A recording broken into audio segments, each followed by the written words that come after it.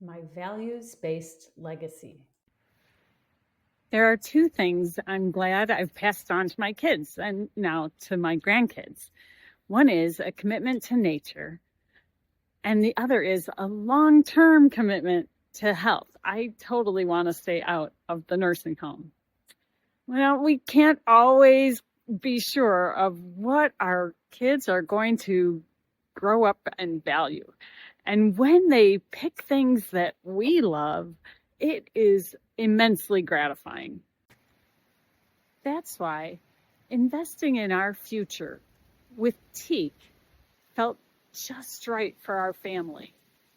It's a small investment to start, but grows into a real legacy and keeps growing and keeps growing and keeps growing.